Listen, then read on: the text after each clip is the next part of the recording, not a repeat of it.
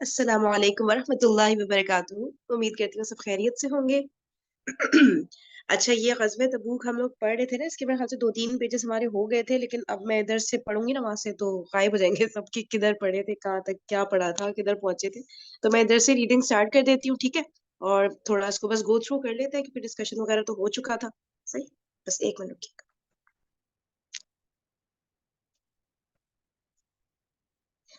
ग़ज़वे तबूक। ग़ज़वे फ़तेह मक्का हक़ व बातिल के दरमियान एक फैसला कुन मार्का था। इस मार्के के बाद अहले अरब के नज़दीक रसूलुल्लाह सल्लल्लाहु अलैहि वसल्लम की रिसालत में कोई शक बाकी नहीं रह गया था। ठीक है, फ़तेह मक्का के बाद। इसी हालत की नहीं, इसीलिए हालात की रफ्तार यकसर बदल गई और लोग अल्लाह के दीन में फौज दर फौज दाखिल हो गए। इसका कुछ अंदाजा इन तफसीलात से लग सकेगा जिन्हें हम वफूद के बाब में पेश करेंगे, और कुछ अंदाजा इस तादाद से भी लगाया जा सकता है जो हज्जतुल विदा में हाजिर हुई थी। बहरहाल अब अंदरूनी मुश्किलात का तकरीबन खात्मा हो चुका था और मुसलमान शरीयत इलाही की तालीम आम करने सॉरी शरीयत इलाही की तालीम आम करने और इस्लाम की दावत फैलाने के लिए यकसू हो गए थे। ग़ज़वे का सबब। मगर अब एक ऐसी ताकत का रुख मदीना की तरफ हो चुका था जो किसी वजह जवाज के बगैर मुसलमानों से छेड़छाड़ कर रही थी।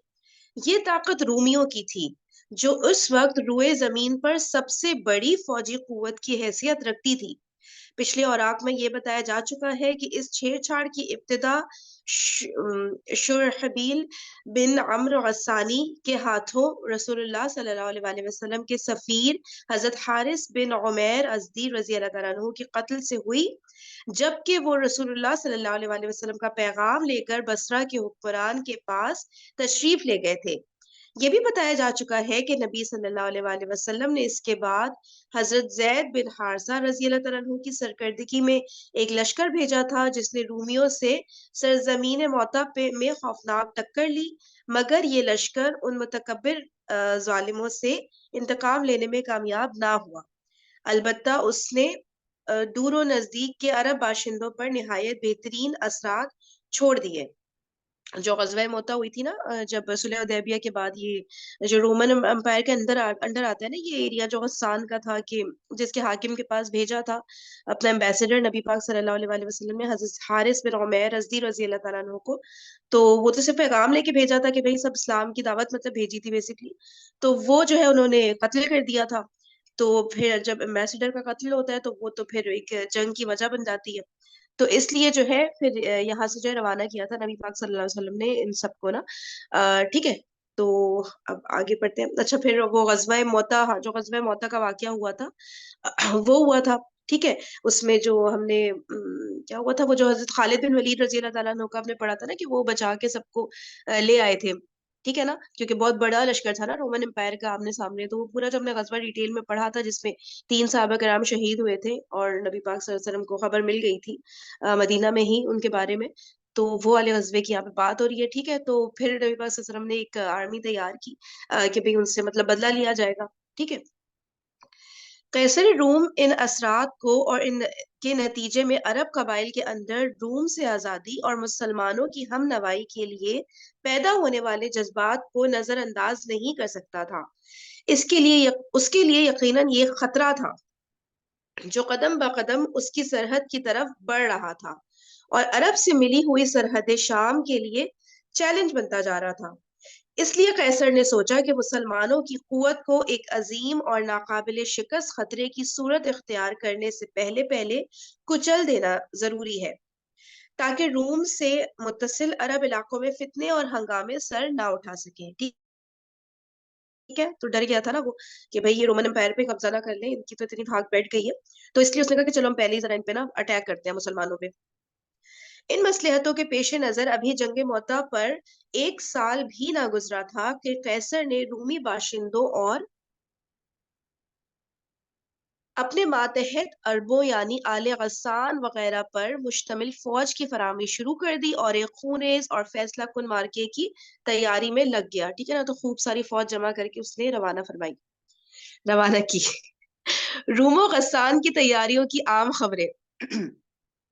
ادھر مدینہ میں پے در پے خبریں پہنچ رہی تھی کہ رومی مسلمانوں کے خلاف ایک فیصلہ کن مارکے کی تیاری کر رہے ہیں، ٹھیک ہے۔ اب مدینہ میں مسلمانوں کو نیوز ملنا شروع ہو گئی نا کہ رومن امپائر پورا جو ہے اٹیک کرنے والی ہے بھی۔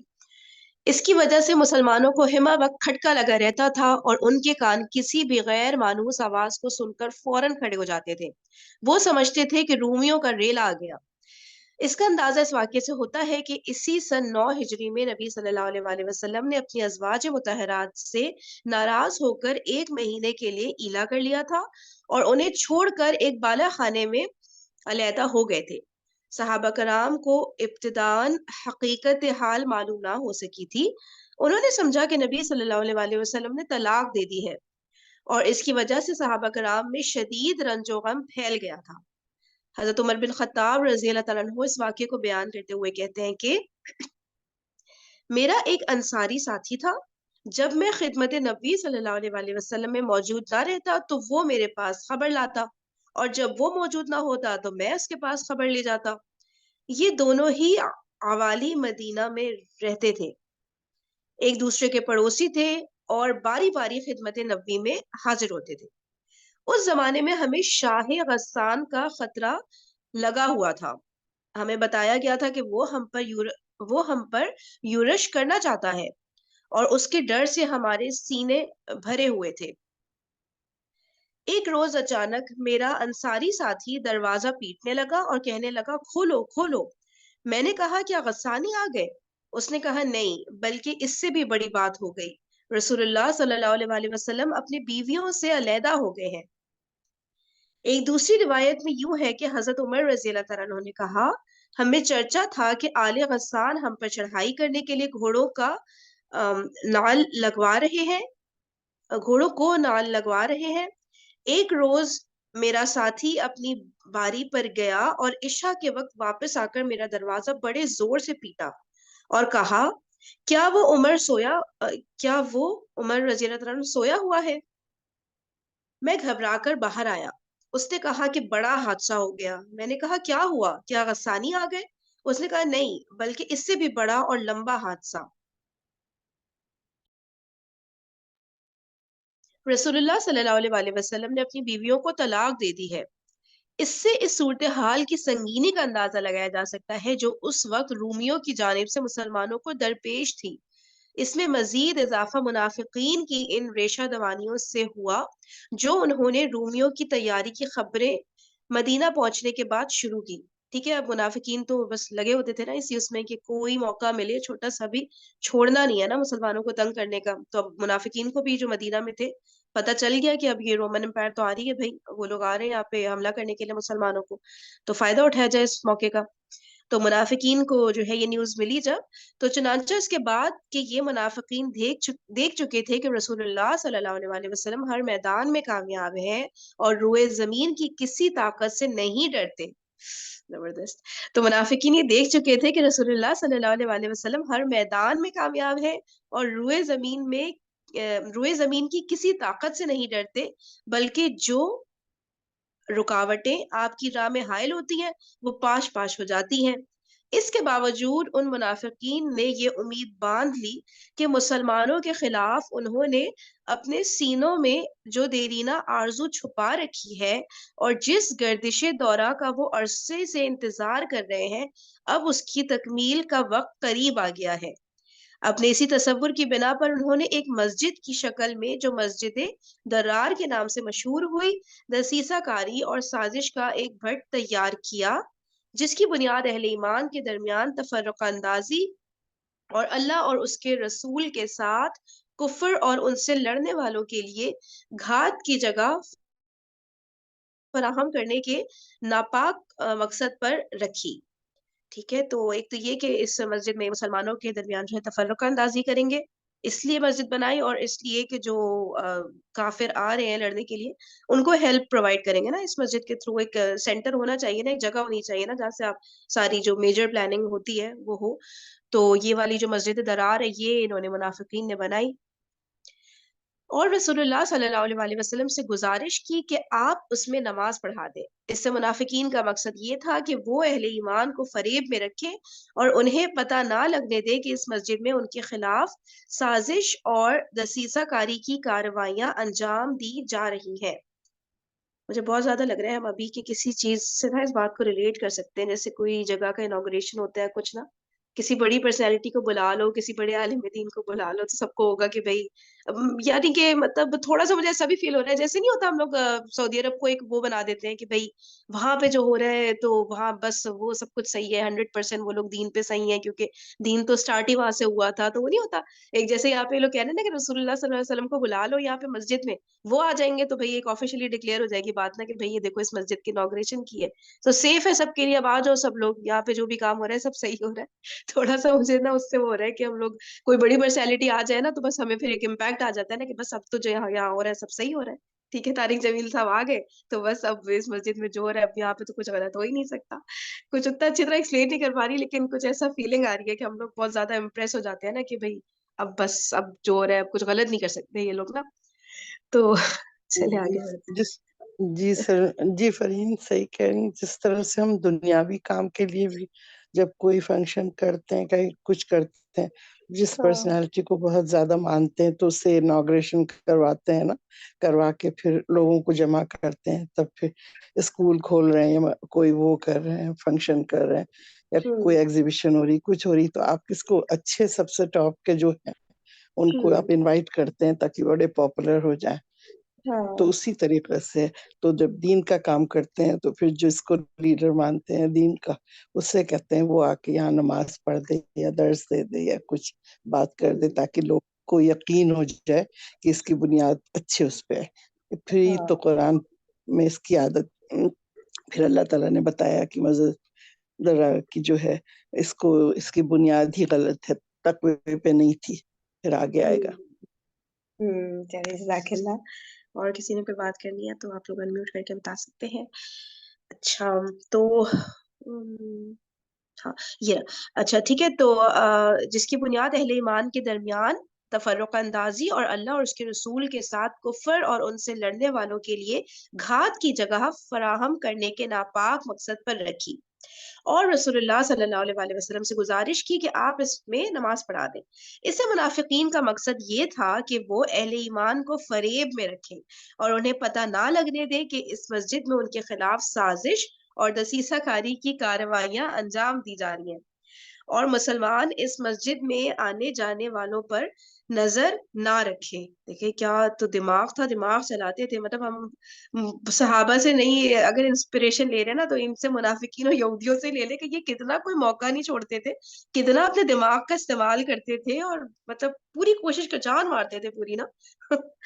تو اب اس میں آ رہا ہے کہ مسلمان اس میں اس مسجد میں آنے جانے والوں پر نظر ہی نہ رکھے، یہ بھی ان کا ایک مقصد تھا۔ اس طرح یہ مسجد منافقین اور ان کے بیرونی دوستوں کے لیے ایک پرامن گھونسلے اور بھٹ کا کام دے، منافقین اور ان کے بیرونی دوست صحیح ہے، لیکن رسول اللہ صلی اللہ علیہ وسلم نے اس مسجد میں نماز کی ادائیگی کو جنگ سے واپسی تک کے لیے مؤخر کر دیا کیونکہ آپ تیاری میں مشغول تھے۔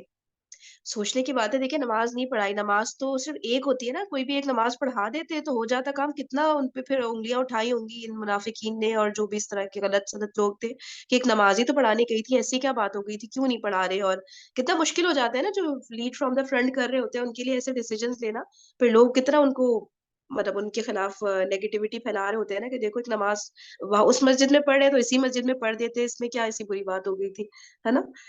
تو اب جو ہے نبی پاک صلی اللہ علیہ وسلم نے نا مؤخر کر دیا کہ جو ہے جنگ کے بعد، جنگ سے جب واپس آ جائیں گے تب وہ نماز پڑھائیں گے آپ پہ نا، اس طرح سے کر کے مطلب ڈیلے کر دیا۔ اس طرح منافقین اپنے مقصد میں کامیاب نہ ہو سکے اور اللہ نے ان کا پردہ واپسی سے پہلے ہی چاک کر دیا، ٹھیک ہے، غزوے سے واپسی سے پہلے ہی ان کا پردہ چاک کر دیا، چنانچہ آپ نے غزوے سے واپس آ کر اس مسجد میں نماز پڑھنے کے بجائے اسے منہدم کرا دیا۔ کسی نے کوئی بات کہنی؟ چلے آگے چلتے ہیں۔ روم و غسان کی تیاریوں کی خاص خبریں۔ ان حالات اور خبروں کا مسلمان سامنا کر ہی رہے تھے کہ انہیں اچانک ملک شام سے تیل لے کر آنے والے بنتیوں ہاں کیا پڑھا تھا ہم نے، نابت بن اسماعیل علیہ السلام کی نسل، جنہیں کسی وقت شمالی حجاز میں بڑا عروج حاصل تھا، زوال کے بعد شمالی حجاز میں بڑا عروج حاصل تھا ان کو، زوال کے بعد رفتہ رفتہ یہ لوگ معمولی کسانوں اور تاجروں کے درجے میں آ گئے. ٹھیک ہے، یہ بنتیوں کی ڈیفینیشن آئی ہے.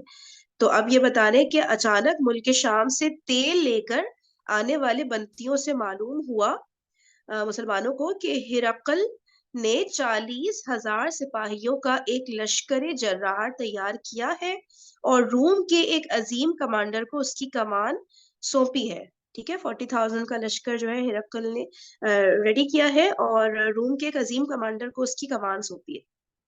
روم کا عظیم commander, imagine Roman empire super power تھی نا اس وقت، تو اس کا ایک بڑا کمانڈر 40,000 لے کر آ رہے ہیں مدینہ میں نا. اپنے جھنڈے تلے عیسائی قبائل لخم و جزام وغیرہ کو بھی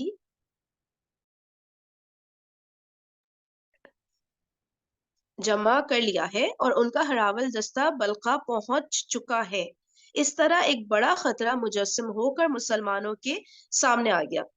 حالات کی نزاکت میں اضافہ. پھر جس بات سے صورتحال کی نزاکت میں مزید اضافہ ہو رہا تھا وہ یہ تھی کہ زمانہ سخت گرمی کا تھا، لوگ تنگی اور قحط سالی کی آزمائش سے دوچار تھے، سواریاں کم تھیں، پھل پک چکے تھے، اس لیے لوگ پھل اور سائے میں رہنا چاہتے تھے، وہ فی الفور روانگی نہ چاہتے تھے. ان سب پر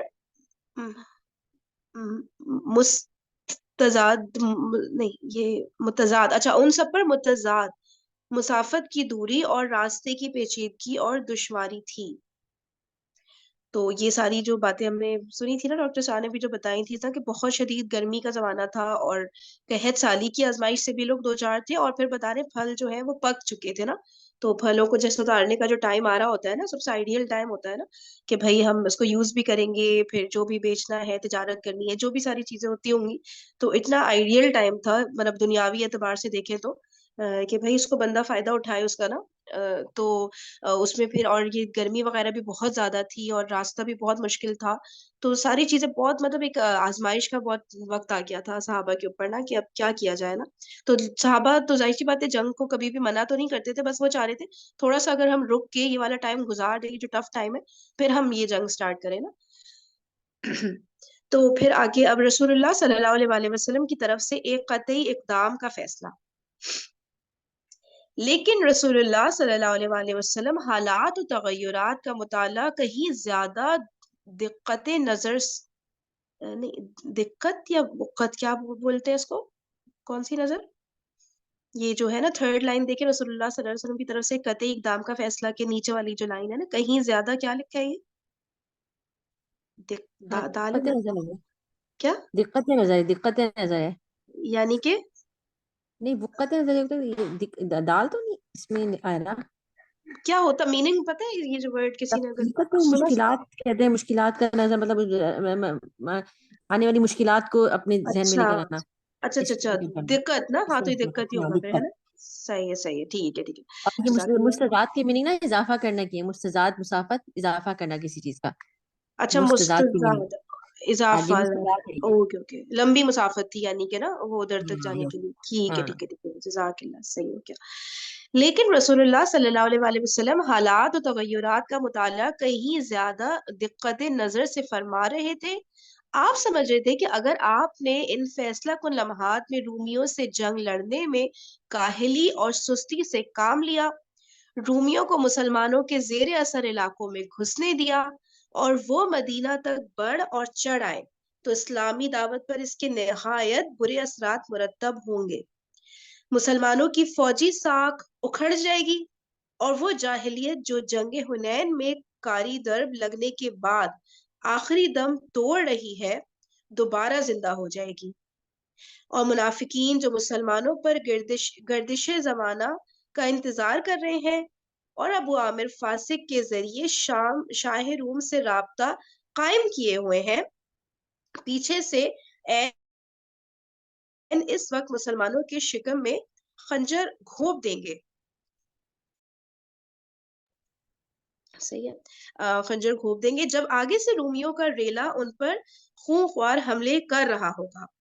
اس طرح وہ بہت ساری کوششیں رائے گاہ چلی جائیں گی جو آپ نے اور آپ کے صحابہ کرام نے اسلام کی نشر و اشاعت میں صرف کی تھی، اور بہت ساری کامیابیاں ناکامی میں تبدیل ہو جائیں گی جو طویل اور خونریز جنگوں اور مسلسل فوجی دوڑ دھوپ کے بعد حاصل کی گئی تھی۔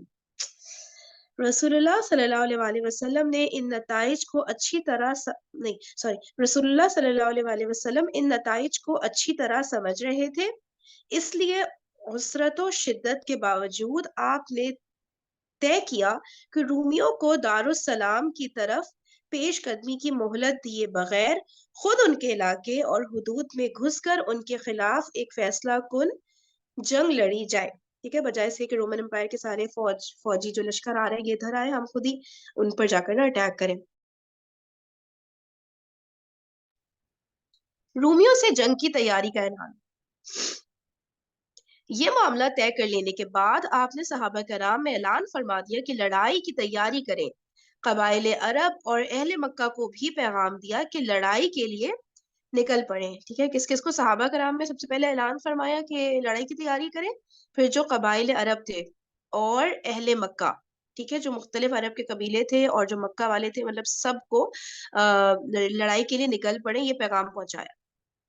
آپ کا دستور تھا کہ جب کسی غزوے کا ارادہ فرماتے تو کسی اور ہی جانب روانہ ہوتے، لیکن صورتحال کی نزاکت اور تنگی کی شدت کے سبب اب کی بار آپ نے صاف صاف اعلان فرما دیا کہ رومیوں سے جنگ کا ارادہ ہے، تاکہ لوگ مکمل تیاری کر لیں، ٹھیک ہے۔ پہلے تھوڑا سا اس طرح کی اسٹریٹجی ہوتی تھی نا کہ اب جیسے ویسٹ کی طرف جانا ہے تو تھوڑا ایسٹ کی طرف سے راستہ لے لیا، تھوڑا نا کلیئر کٹ اس طرح سے نہیں، جیسے ابھی تو بالکل کلیئر اعلان کریے رومیوں سے جنگ کا ارادہ ہے تو اسٹریٹ ہم جائیں گے رومیوں کی طرف نا، صحیح ہے۔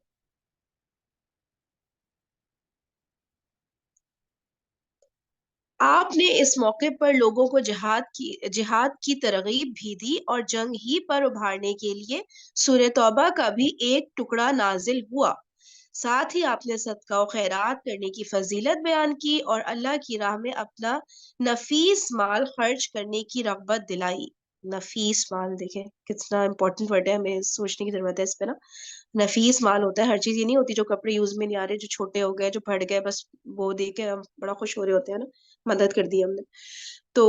اور یہ کہ یہاں پہ وہ بھی تھا نا کہ ابھی یہاں تو کلیئرلی مینشن نہیں ہوا، لیکن جو اسکالرز ہیں وہ کہتے ہیں نا کہ پہلا موقع تھا جس پہ لازم قرار دے دیا تھا کہ سب مسلمانوں کو جہاد میں نا شرکت کرنی ہی کرنی ہے، کوئی اب آپشن نہیں ہے۔ پہلے آپشن ہوتا تھا نا جس کو چلنا ہے چلے، پھر اسی کو پھر مال غنیمت میں سے حصہ بھی مل رہا ہوتا تھا سب، اب لیکن لازمی تھا سب مسلمانوں کو نا، تاکہ جو بھی منافق وغیرہ وہ سیپریٹ ہو، دکھائی دے، کیے جا سکے، مطلب الگ کیے جا سکے نا، پہچانے جا سکے۔ غزوے کی تیاری کے لیے مسلمانوں کی دوڑ دھوپ۔ صحابہ کرام نے جو ہی رسول اللہ صلی اللہ علیہ وآلہ وسلم کا ارشاد سنا کہ آپ رومیوں سے جنگ کی دعوت دے رہے ہیں، جھٹ اس کی تعمیل کے لیے دوڑ پڑے اور پوری تیز رفتاری سے لڑائی کی تیاری شروع کر دی۔ یہ امیجن کریں، یہ جملہ تو اس طرح لکھا ہے لیکن بیک گراؤنڈ میں وہ ساری باتیں ہمیں نہیں بھولنی ہے کہ جتنا مشکل اس وقت تھا ان کے لیے جنگ کے لیے نکلنا، شدید گرمی، قحط سالی، پھل پک گئے، اتنا لمبی مسافت اور ساری چیزیں، وہ سب ہے صحابہ کے سامنے، ٹھیک ہے، اور وہ چاہ رہے تھے نا کہ تھوڑا سا موخر ہو جائے لیکن ہم لڑیں گے ضرور۔ لیکن اب جیسی نبی پاک صلی اللہ علیہ وسلم نے یہ بات کہہ دی کہ سب تیاری کر لیں، تو پھر جھٹ اس کی تعمیل کے لیے تمام صحابہ دوڑ پڑے اور پوری تیز رفتاری سے لڑائی کی تیاری شروع کر دی۔ قبیلے اور برادریاں ہر چہار جانب سے مدینہ میں اترنا شروع ہو گئی، ٹھیک ہے، دوسرے قبائل وغیرہ جو مدینہ کے باہر تھے سب مدینہ میں کلیکٹ جمع ہونا مطلب شروع ہو گئے، اور سوائے ان لوگوں کے جن کے دلوں میں نفاق کی بیماری تھی کسی مسلمان نے اس غزوے سے پیچھے رہنا گوارا نہ کیا۔ البتہ 3 مسلمان اس سے مستثنا ہے کہ صحیح الایمان ہونے کے باوجود انہوں نے غزوے میں شرکت نہ کی۔ حالت یہ تھی کہ حاجت مند اور فاقہ مست لوگ آتے اور رسول اللہ صلی اللہ علیہ وسلم سے درخواست کرتے کہ ان کے لیے سواری فراہم کر دیں تاکہ وہ بھی رومیوں سے ہونے والی اس جنگ میں شرکت کر سکیں۔ اچھا، یعنی کہ جو حاجت مند اور فاقہ مست لوگ بتا رہے کہ وہ بھی یعنی کہ مشکل میں لائف گزار رہے ہوتے ہیں، لیکن انہوں نے بھی سواری کی ریکویسٹ کی نا کہ نبی پاک صلی اللہ علیہ وسلم سے اگر ان کو سواری مل جائے تو وہ بھی جنگ کے لیے آگے جانا چاہیں گے نا. تو ٹھیک ہے پھر. اچھا اب کیا ہو رہا ہے، اب جب آپ اچھا ہاں 3 لوگوں کا پہلے تو بتا رہے ہیں نا کہ جو صحیح الایمان تھے لیکن وہ نہیں جا سکے نا اس غزوے میں، مطلب ان کی کوئی جینوین ریزن نہیں جیسے کہتے ہیں جس کی وجہ سے، تو کوئی مے بی آگے آئے گی شاید ڈیٹیل، یا کوئی بیماری ہو یا شاید دیکھتے ہیں شاید. اچھا اور جب آپ ان سے معذرت کرتے، یعنی کہ جو فاقہ بست اور حاجت مند لوگ سواری مانگ رہے تھے نا، تو ان سے جب نبی پاک صلی اللہ علیہ وسلم نے معذرت کی تو پھر یہ آیت آ رہی ہے، یہ کیا ہے، ہاں لا اجدو ما احملکم علیہ تولوا واعینہم تفیض من الدمع حزنا الا یجدوا ما ينفقون. میں تمہیں سوار کرنے کے لیے کچھ نہیں پاتا، تو وہ اس حالت میں واپس ہوئے کہ ان کی آنکھوں سے آنسو روا ہوتے کہ وہ خرچ کرنے کے لیے کچھ نہیں پا رہے ہیں. ٹھیک ہے، تو مطلب سواریاں نہیں دے پا رہے تھے نبی پاک صلی اللہ علیہ وسلم جن کو، تو ان کے بارے میں یہ آیت ہے نا کہ میں تمہیں سوار کرنے کے لیے کچھ نہیں پاتا، تو وہ اس حالت میں واپس ہوئے کہ ان کی آنکھوں سے آنسو روا ہوتے کہ وہ خرچ کرنے کے لیے یہ کچھ نہیں پا رہے. ان کا ایمان بہت اچھا تھا اور وہ غریب ہونے کی وجہ سے وہ اٹینڈ نہیں کر پا رہے تھے، تو انہوں نے حضور صلی اللہ علیہ وسلم سے کہا ہمارے پاس سواری بھی نہیں ہے، مال کچھ بھی نہیں ہے، تو ہم دل سے تو اٹینڈ کرنا چاہتے ہیں جنگ کو، تو پھر آپ ہمیں دیں. تو حضور صلی اللہ علیہ وسلم نے کہا کہ میرے پاس بھی کچھ نہیں ہے کہ میں تمہیں دے سکوں، لا اجد ما احملکم. تو انہوں نے کہا تمہیں دینے کے لیے میرے پاس بھی کچھ نہیں ہے. تو ظاہر ان کو صدمہ ہوا کہ میں تو اٹینڈ ہی نہیں کر پاؤں گا، مجھے ثواب نہیں ملے گا. جب وہ واپس لوٹتے تھے تو ان کی آنکھیں بالکل آنسوؤں سے بھری ہوتی تھی اور دل میں اتنا تکلیف ہوتی تھی. تو اس پہ یہ آیت نازل ہوئی کہ وہ صحیح ایمانوں کے جو ایمان والے ہیں اور وہ تم سے جا رہے ہیں روتے ہوئے کہ تم نے کوئی بھی سواری نہیں دی ان کو. صحیح، جزاک اللہ. اسی طرح مسلمانوں نے صدقہ و خیرات کرنے میں بھی ایک دوسرے سے آگے نکل جانے کی کوشش کی. حضرت عثمان بن عفان رضی اللہ تعالیٰ عنہ نے ملک شام کے لیے ایک قافلہ تیار کیا تھا جس میں پالان اور کجاوے سمیت 200 اونٹ تھے. پالان کیا ہوتا ہے؟ کجاوت تو سامان کو کہتے ہیں نا. نہیں، وہی جو اونٹ کے اوپر رکھا جاتا ہے نا جس پہ بیٹھتے ہیں کجاوا، وہ پالان. اور مطلب لیڈیز کے لیے تو وہ ایک پردے والا وہ ہوتا ہے، اور کجاوا اسی مطلب سب جاتی تھی نا، لیڈیز بھی جاتی تھی وہاں پہ اور وہ بھی جاتے تھے. تو وہی بتا رہے ہیں، مطلب وہی ہے اونٹ کے اوپر بیٹھنے کی جو چیزیں ہوتی. اچھا صحیح ہے، جس میں پالان اور کجاوے سمیت 200 اونٹ تھے نا. ایک قافلہ حضرت عثمان نے تیار کیا تھا، شام کے لیے ریڈی کر رہے تھے وہ. اور 200 ہے دو وقیہ ہاں وقیہ دو اوکیا اوقیہ اوکیا اوقیہ اوکے اوکے. اور 200 اوقیہ تقریباً 29.5 کلو چاندی تھی. چاندی. آپ نے یہ سب صدقہ کر دیا. اچھا، جو پورا قافلہ شام کے لیے تیار کر رہے تھے اور یہ سب اونٹ اور یہ سلور وغیرہ، یہ سب کہہ رہے ہیں کہ یہ حضرت عثمان رضی اللہ تعالیٰ عنہ نے سب صدقہ کر دیا. اس کے بعد پھر 100 اونٹ پالان اور کجاوے سمیت صدقہ کیا. اس کے بعد 1000 دینار تقریباً 5.5 کلو سونے کے سکے لے آئے اور انہیں نبی صلی اللہ علیہ وسلم کی آغوش میں بکھیر دیا. رسول اللہ صلی اللہ علیہ وسلم انہیں الٹتے جاتے تھے اور فرماتے جاتے تھے آج کے بعد عثمان جو بھی کریں انہیں ضرر نہ ہوگا. نقصان کو کہتے ہیں نا، یہ ضرر اسے کہتے انہیں ہیں. کوئی تکلیف کوئی نقصان نہیں ہوگا، کچھ نہیں ہوگا. مطلب ان کی بخشش 100% شیور ہو گئی آج کے بعد. نام کیسے زبردست. آج کے بعد عثمان جو بھی کرے انہیں ضرر نہیں ہوگا. اس کے بعد حضرت عثمان رضی اللہ تعالیٰ عنہ نے پھر صدقہ کیا اور صدقہ کیا، یہاں تک کہ ان کے صدقے کی مقدار نقدی کے علاوہ 900 اونٹ اور 100 گھوڑے تک جا پہنچی. کتنے رچ رہے ہوں گے حضرت عثمان. اچھا ادھر حضرت عبد الرحمن بن عوف رضی اللہ تعالیٰ عنہ 200 اوقیہ تقریباً 29.5 کلو چاندی لے آئے. حضرت ابو بکر رضی اللہ تعالیٰ عنہ نے اپنا سارا مال حاضر خدمت کر دیا. امیجن کریں یہ سپر پاور کے اگینسٹ جنگ ہو رہی ہے تو اس کی تیاریاں ہو رہی ہیں. یہ حضرت ابو بکر نے اپنا سارا مال حاضر خدمت کر دیا اور بال بچوں کے لیے اللہ اور اس کے رسول کے سوا کچھ نہ چھوڑا. کتنی امپورٹنٹ لائن ہے, کتنی سمجھنے والی لائن ہے یہ. اللہ ہم لوگ بچا بچا کے رکھ کے نا پتہ نہیں کیا کرتے ہیں. اور بال بچوں کے لیے حضرت ابو بکر رضی اللہ تعالیٰ عنہ نے اللہ اور اس کے رسول کے سوا کچھ نہ چھوڑا. ان کے صدقے کی مقدار 4000 درہم تھی اور سب سے پہلے ہی اپنا صدقہ لے کر تشریف لائے تھے. حضرت عمر نے اپنا آدھا مال خیرات کیا. حضرت عباس رضی اللہ تعالیٰ عنہ بہت سا مال لائے. حضرت طلحہ, سعد بن عبادہ اور محمد بن مسلمہ رضی اللہ تعالیٰ عنہم بھی کافی مال لائے. حضرت عاصم بن عدی 10 یعنی 13,500 کلو 13.5 ٹن کھجور لے کر آئے. بقیہ صحابہ بھی پے در پے اپنے تھوڑے زیادہ صدقات لے آئے. مطلب کوئی تھوڑے کوئی زیادہ, جو جتنا کر سکتا تھا سب صدقات لے کر آئے. یہاں تک کہ کسی نے 1 مد یا 2 مد صدقہ کیا. مد اس کو بہت چھوٹی اماؤنٹ کو کہتے ہیں نا, کچھ مطلب ہے نا, چھوٹی اماؤنٹ. کسی نے 1 مد یا 2 مد صدقہ کیا. مطلب جو آپ امیجن کریں اتنے کلو سونے چاندی کی بات ہو رہی ہے, اس کے آگے 1 مد یا 2 مد کی کیا ویلیو. لیکن اللہ تعالیٰ کے سامنے اللہ تعالیٰ کو پتا ہے نا کون کتنا کر سکتا ہے. تو ہم جہاں پہ جتنا بھی کر سکتے ہیں یہ نہ شاید سوچیں. جہاں تک مجھے یاد ہے مٹھی کو کہتے ہیں, مجھے ایک بھی ایسا مٹھی. لگا ہے. ہاں مٹھی جی صحیح کہہ کو ہی رہی کہتے ہیں. ہیں مدہ, مٹھی کو کہتے ہیں. وہ دیکھے ذرا, 1 مٹھی صدقہ, اس کو دیکھے ادھر دیکھے ہزاروں کلو میں سونے چاندی کا صدقہ ہو رہا اور ہے. اس میں تو اور اسی میں وہ تھا نا کہ حضرت عمر فاروق رضی اللہ عنہ نے اپنا آدھا مال کیا تھا اور وہ سمجھ رہے تھے کہ ہم نے بہت زیادہ کیا. جب آگے آئے تو پتہ چلا حضرت ابوبکر رضی اللہ عنہ نے تو پورا ہی مال کر دیا, سبقت لے گیا ان پہ. اللہ اکبر. صحیح. جن کو میں نے تو کہا تھا نا کہ میں ان سے کبھی بھی آگے نہیں بڑھ سکتا, حضرت ابوبکر صدیق سے کبھی آگے نہیں بڑھ سکتا. ہاں صحیح.